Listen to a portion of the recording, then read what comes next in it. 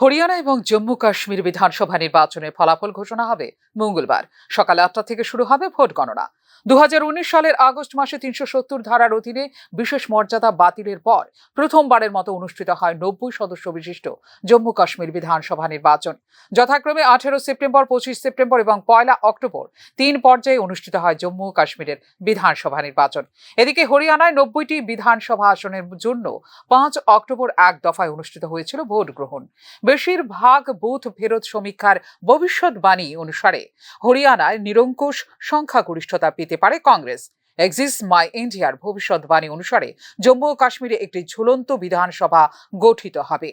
National conference Congress জোট এগিয়ে থাকবে জম্মু কাশ্মীরে, যেখানে পিছিয়ে থাকতে পারে বিজেপি বলে ভবিষ্যৎবাণী করেছে অধিকাংশ বুথ ফেরত সমীক্ষা।